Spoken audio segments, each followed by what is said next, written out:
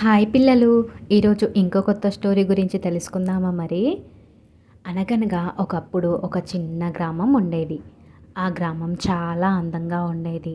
పక్షుల కిలకిల రాగాలతో చాలా పచ్చగా చాలా బాగుండేది.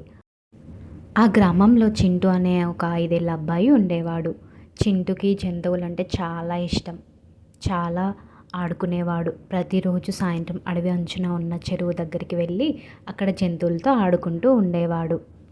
అలా రోజు సాయంత్రం అవ్వగానే అడవి దగ్గరికి వెళ్ళి ఆడుకుంటూ ఉండేవాడు. ఒకరోజు చింటూ చెరువు దగ్గర ఆడుకుంటూ ఉండగా ఒక చిన్న ఏనుగు పిల్ల ఒంటరిగా కనిపించింది. దాని కాలికి ఒక చిన్న ముళ్ళు గుచ్చుకొని నడవలేక బాధపడుతుంది. చింటూ భయపడకుండా మెల్లగా దాని దగ్గరికి వెళ్తాడు. చింటూ ఆ ఏనుగు దగ్గరికి వెళ్ళి ధైర్యం చెప్తాడు. భయపడకు గజరాజు, నేను నీకు సహాయం చేస్తాను అని బుజ్జగిస్తాడు. అలా చింటూ సహాయం చేస్తాడు. మెల్లగా ఆ ముళ్ళును తీసివేసి తన దగ్గర ఉన్న చిన్న గుడ్డను కడతాడు.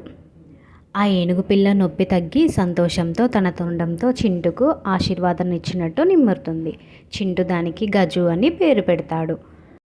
ఆ ఏనుగు చింటూకు ధన్యవాదాలు చెప్పి అక్కడి నుండి వెళ్ళిపోతుంది. అలా కొద్ది రోజులు గడుస్తాయి. చింటూ రోజు అడవి దగ్గరికి వెళ్ళడము, ఆ జంతువులతో ఆడుకోవడము అలా చేస్తూ ఉంటాడు. అలా కొన్ని రోజులు గడిచిపోతాయి. ఒకరోజు చింటూ సీతాకోకచిలుకతో ఆడుకుంటూ దాని వెంట పరిగెత్తుకుంటూ అది అడవిలోకి వెళ్తే దానితో పాటు అడవిలోకి వెళ్తాడు.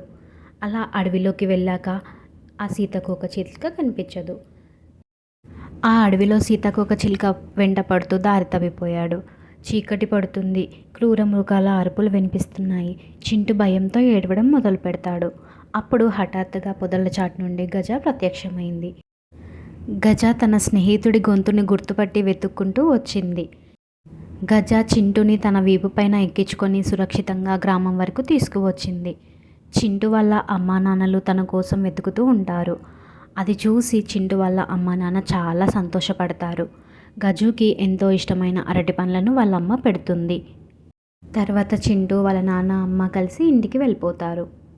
స్నేహం అంటే కేవలం కలిసి ఆడుకోవడం కాదు, కష్టంలో ఒకరికొకరు తోడుగా ఉండడం అని గజ నిరూపిస్తాడు. పిల్లలు, ఈ స్టోరీలో నీతి ఏంటో అర్థమైందా?